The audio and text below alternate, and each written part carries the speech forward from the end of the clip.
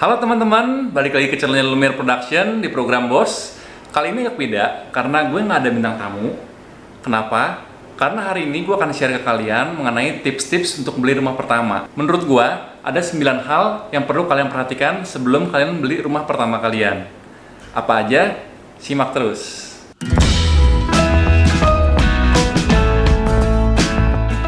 Oke, sebelumnya gue mau cerita sedikit nih. Jadi di tahun ini, di kantor gue itu ada project baru, dan kebetulan gue yang dipilih sebagai PIC untuk penjualannya. Nah, harusnya kita mulai jualan itu di bulan Maret atau April 2020. Tapi karena kemarin ada pandemi COVID, akhirnya kita pending. Kita pending sampai kondisi membaik. Tapi kalau kita tunggu sampai benar-benar kondisi membaik, nggak tahu tuh sampai kapan. Akhirnya di bulan Juni kemarin, kita memutuskan bulan Juli itu kita harus mulai jualan. Jadi di bulan Juni sampai bulan Juli itu kita benar-benar kebut. Jadi materi promosinya juga belum sempurna. Di bulan Juli itu kita jualan belum ada brosur cetak, belum ada flyer, spanduk, macam-macam belum ada. Yang ada itu cuman materi-materi digital. Jadi kayak e-brochure, e-price list itu ada. Jadi tim sales itu jualan ya pakai itu. Untuk targetnya pun kita mencoba untuk realistis gitu ya. Di tengah kondisi seperti ini kita merasa jualan 10, 20, 30 unit aja itu udah bagus banget gitu. Tapi ternyata di luar prediksi, di luar ekspektasi gue juga, di bulan Juli kemarin kita jualan hampir 200 rumah. Nah, menurut gue sih itu pencapaian yang lumayan bagus. Karena budget promosinya aja kita juga keluarin juga belum banyak-banyak amat gitu. Masih sedikit banget budget promosinya, tapi kita bisa jualan hampir 200 rumah. Ya pastinya itu hasil kerjasama dari semua tim yang terkait gitu ya. Tapi kalau gue pikir-pikir lagi, memang produk yang kita jual ini itu matching banget sama 9 hal yang harus diperhatikan oleh pembeli rumah pertama. Nah, jadi sekarang gue akan share ke kalian tips-tips untuk beli rumah pertama. Ada 9 hal yang perlu kalian perhatikan, dan gue akan jadikan project baru gue ini sebagai contohnya supaya lebih kebayang gitu ya. Oke, yang pertama itu udah pasti harga. Nah, buat kalian yang mau beli rumah pertama, harga itu pasti akan jadi pertimbangan yang cukup penting gitu ya. Mungkin yang paling penting. Harga itu nanti imbasnya ke cicilannya gitu. Kalian harus pikirkan matang-matang dulu dan cari tahu dengan harga sekian cicilannya itu berapa. Nah, kalian harus pilih yang cicilannya itu sesuai dengan kemampuan kalian. Karena kalau kalian pilih yang kira-kira memberatkan kalian, amit-amit nih, takutnya kenapa-napa di tengah jalan, ya kan jadi gagal pembelian rumahnya gitu. Yang perlu kalian tahu, harga rumah ini biasanya juga selalu berbanding lurus dengan faktor-faktor lainnya. Contohnya, semakin dekat rumah ini dengan pusat kota, otomatis harga pasti lebih mahal. Atau misalnya, semakin banyak fasilitas yang ada di dekat perumahan tersebut, otomatis harganya juga pasti akan lebih mahal. Nah, harga rumah di Jakarta itu sekarang udah sangat tinggi banget, bener-bener tinggi harga rumah di Jakarta saat ini. Makanya sekarang orang-orang juga lebih tertarik untuk beli rumah di pinggiran Jakarta. Makanya daerah-daerah di pinggiran Jakarta juga sekarang sudah mulai berkembang. Contohnya di Tangerang, di Bekasi, di Depok, di Bogor, dan macam-macam gitu ya. Yang paling hits sih beberapa tahun terakhir itu di Tangerang sama di Bekasi.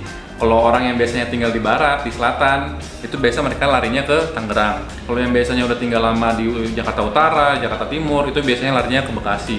Kebetulan, project baru yang gue pegang ini, harga rumahnya itu terjangkau banget. Startnya dari 390 jutaan. Dan itu pun DP-nya bisa dicicil. Cicilannya itu sekitar 2-3 jutaan per bulan. Nah, itu terjangkau banget kan? Itu juga yang bikin rumah ini laku banget. Oke, jadi itu ya tadi. Yang pertama, kalian harus tahu harga rumah dan cicilan yang nyaman sesuai dengan budget kalian. Yang kedua, hal yang perlu kalian perhatikan itu adalah lokasi. Jadi kalau kalian yang ngikutin properti, itu pasti sering dengar. Properti itu yang masalahnya lokasi. Yang perlu diperhatikan itu lokasi. Kalau menurut gue sendiri, preferensi lokasi setiap orang itu berbeda-beda, tergantung dari keluarganya banyak tinggal di mana, dia kerjanya di mana, pacarnya itu tinggal di mana, banyak faktor-faktor lokasinya. Tapi secara umum yang perlu diperhatikan di lokasi ini itu adalah aksesnya. Dia dekat tol atau enggak, gampang diakses atau enggak, banyak transportasi umum yang lewatin atau enggak. Sama kedekatannya, sama tempat-tempat yang menurut kalian itu penting gitu. Misalnya dekat atau enggak ke tempat kerja kalian, atau dekat atau enggaknya ke rumah orang tua kalian, atau dekat atau enggaknya ke fasilitas-fasilitas ibadah atau pasar atau macam-macam. Dan kalian harus pastikan juga bahwa lokasi tersebut bebas banjir. Karena kalau udah banjir, udah agak gimana gitu ya. Gimana dengan proyek baru kita ini? Jadi di proyek baru kita ini memang dia dekat dengan rencana tol Jor 2, itu yang pertama. Kemudian dia juga kemana-mana lumayan dekat. Dia dekat dengan Sumarekon Bekasi, dia dekat dengan Kota Harapan Indah, dan yang pastinya lokasi yang ini bebas banjir karena kita nguruknya juga tinggi, kemudian didesain drainasenya sedemikian rupa sehingga bebas banjir. Jadi hal-hal ini juga yang membuat rumah ini banyak dilirik oleh orang-orang. Yang ketiga yang perlu kalian perhatikan adalah fasilitasnya yang ada di dekat oleh perumahan tersebut itu apa aja. Fasilitas itu ada macam-macam ya, ada fasilitas olahraga, perdagangan, rekreasi, pendidikan, peribadahan, ruang terbuka hijau, rumah sakit gitu. Jadi fasilitas apa yang menurut kalian penting? Nah, kalian cari deh, ada nggak tuh di dekat perumahan itu. Kalau di proyek baru ini, memang lokasinya itu dekat dengan rumah sakit, cuma 5 menit doang kalau mau ke rumah sakit. Kemudian di dalam kawasan perumahannya juga kita akan bangun masjid gitu ya, tempat ibadah. Dan di sekitar kawasan perumahan ini juga banyak banget sekolah-sekolah. Jadi itu juga mungkin ya, kenapa proyek ini cepat lakunya. Yang keempat, masalah keamanan. Biasanya sih developer-developer sekarang itu sudah sangat memperhatikan keamanan dari penghuninya. Karena sistem sekarang juga sudah cluster kan, dimana kalau cluster itu berarti one gate system. Dimana kalau masuk itu biasanya security-nya harus bukain pintu dulu, atau enggak pakai RFID card untuk masuk. Dan lokasinya juga kalau bisa tuh udah yang rame lah, karena kalau masih sepi itu kan rawan ya. Apalagi sekarang ini banyak banget itu isu-isu masalah begal dan macam-macam gitu. Nah, kalau di tempat gue ini memang lokasinya udah rame, deket sama pasar, deket sama beberapa minimart, jadi lumayan rame gitu. Dan memang sistemnya itu cluster nantinya. Di kawasan ini ada gerbangnya dijaga sama security, kemudian di kawasan ini juga banyak cluster, nanti total ada 14 cluster, dan di setiap cluster itu sistemnya ya one gate system yang pakai RFID card itu masuknya, jadi aman banget gitu. Yang kelima, yang biasanya orang-orang sering lewatin, itu status hukumnya. Kalian benar-benar harus perhatikan status hukumnya, aspek legalnya. Jadi banyak ya, kalau gue contekan itu status hukum itu contohnya IMB, status tanah, legalitas pembebasan tanah, hak milik bangunan, sertifikat status pengembangan, dan sebagainya. Nah, itu tuh susah banget buat kalian tahu, dan biasanya itu juga nggak lazim diminta ke developer gitu. Developer juga mungkin nggak mau ngasih gitu kan, karena juga konfidensial lah gitu. Jadi gimana caranya kalian pilih rumah yang status hukumnya itu aman? Kalau menurut gue caranya itu kalian lihat dari developernya, kalian lihat dari pengembangnya. Kalian harus tahu pengembang ini track record-nya gimana di tempat lain. Apakah sudah lama ini developer, apakah ini developer masih baru.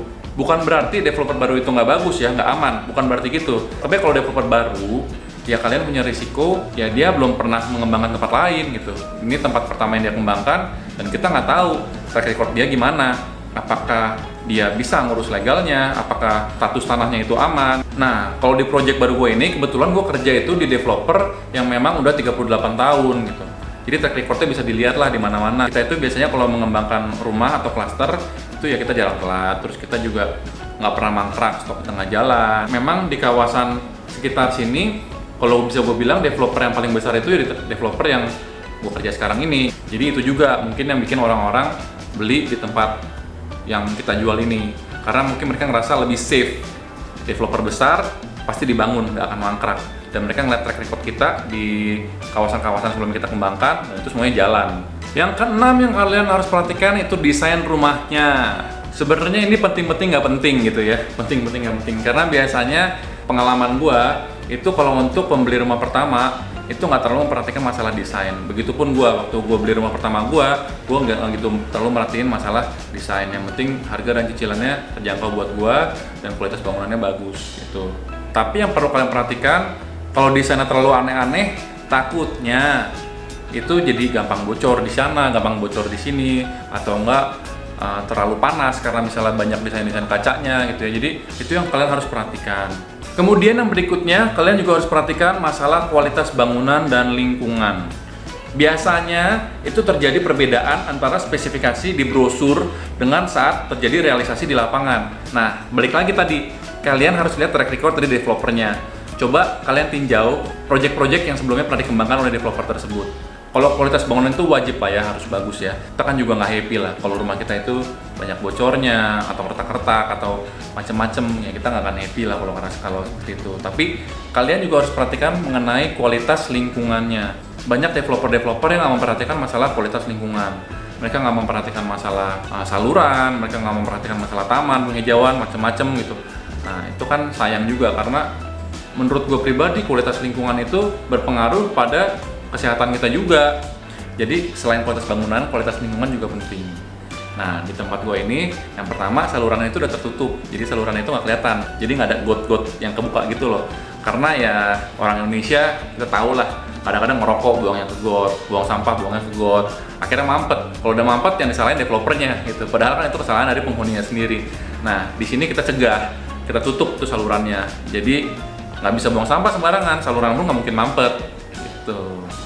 Yang kedelapan itu mengenai kredibilitas developernya. Ini mirip-mirip sama yang tadi udah kita bahas. Kalian harus tahu developer itu track recordnya seperti apa, punya project di mana aja, apakah pernah punya masalah, apakah keuangannya bagus, apakah kualitas bangunannya bagus, apakah after sale service-nya bagus. Jadi kalian harus perhatiin masalah itu.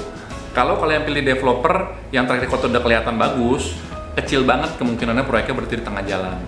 Kan sedih juga ya kalau kita udah nyicil, tiba-tiba rumahnya nggak dibangun. Yang terakhir, orang-orang itu biasanya cuma ngelihat harganya doang, tapi kalian harus lihat juga mengenai cara bayarnya. Cara bayarnya itu gimana sih? Misalnya harganya 200 juta, 300 juta, tapi itu cara bayarnya cash keras sekali bayar. Buat sebagian orang nggak masalah untuk belinya dengan cash keras, tapi buat sebagian orang kan uang sebesar itu mungkin dipakai untuk investasi yang lain atau untuk usaha misalnya. Nah, jadi kalian harus perhatikan juga cara bayarnya. Beberapa developer yang lumayan besar, yang keuangannya kuat, itu biasanya cara bayarnya juga ringan buat si pembelinya. Contohnya kalau di tempat gue ini, DP-nya 15%, tapi DP-nya itu nggak langsung sekali bayar, tapi DP-nya itu dicicil 1,5 tahun alias 18 bulan. Jadi DP-nya itu kalian cicil dulu selama 18 bulan dan itu tanpa bunga. Dan dengan DP dicicil itu, otomatis cicilan DP-nya juga jadi lebih ringan. Yang tadi gue bilang itu, cicilan DP-nya itu sekitar 2-3 jutaan. Dan biasanya cara bayar yang paling familiar dan cara bayar yang paling disukain sama orang-orang sekarang itu adalah cara bayar dengan menggunakan fasilitas KPR atau kredit pemilikan rumah. Nah, KPR ini panjang lagi ceritanya. Jadi mungkin kapan-kapan gue akan bahas juga tips-tips untuk KPR. Tapi kalau untuk konten kali ini, gue sharing mengenai 9 tips yang perlu kalian perhatikan untuk beli rumah tadi.